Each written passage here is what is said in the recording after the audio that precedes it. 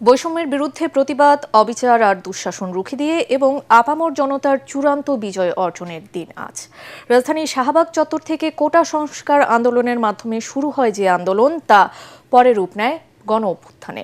পতন হয় স্বৈরাচারের। সকালে শাহবাগে জুলাই স্মৃতিস্তম্ভে ফুল দিয়ে শ্রদ্ধা জানানোর মধ্য দিয়ে দিবসটির সূচনা করেন মুক্তিযুদ্ধ বিষয়ক মন্ত্রী আহমদ আজম খান। তিনি বলেন, জুলাই সনদ বাস্তবায়নের মাধ্যমে একটি গণতান্ত্রিক বাংলাদেশ করতে সরকার প্রতিশ্রুতিবদ্ধ। মুশফিকুর রহমানের রিপোর্ট।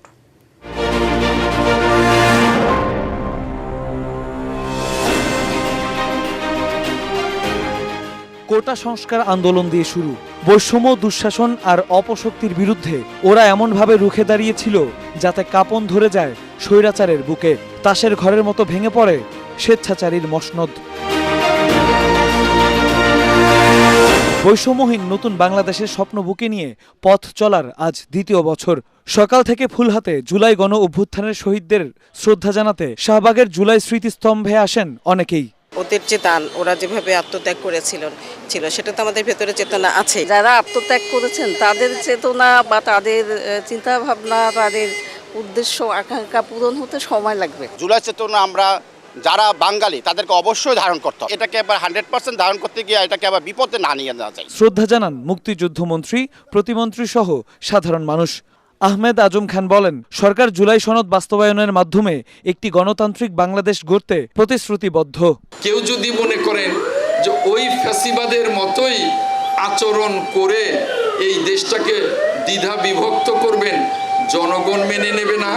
জনগণ এখন সমৃদ্ধি চায়, গণতন্ত্র চায়, কথা বলার অধিকার প্রতিষ্ঠিত হয়েছে, তারা কথা বলতে চায়।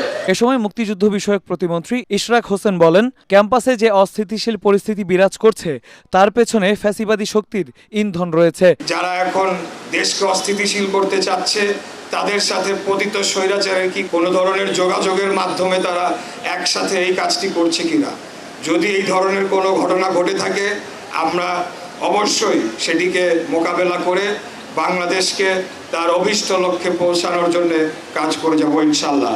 নতুন বাংলাদেশে বিচারহীনতার সংস্কৃতি দূর করে সুশাসন প্রতিষ্ঠার আহ্বান জানান সাধারণ মানুষ। শাহবাগের এই চত্বর থেকে জুলাই বিপ্লবের শুরু। এরপর রাজপথে ঝরে গেছে কত শত প্রাণ, খালি হয়েছে শত মায়ের বুক। ছাত্র জনতার সাথে সাধারণ মানুষের অটুট ঐক্যই সেদিন এনে দিয়েছিল চূড়ান্ত বিজয়। এরপর নতুন বাংলাদেশ হয়েছে, তবে ভেঙেছে মুক্তির সেই ঐক্য। তবুও ৩৬শে জুলাই ফিরে আসে আর মনে করিয়ে দেয় বৈষম্যহীন বাংলাদেশের জন্য আবু সাইদ, মুগ্ধদের মতো হাজারো মানুষের রাজপথে আত্মত্যাগের কথা।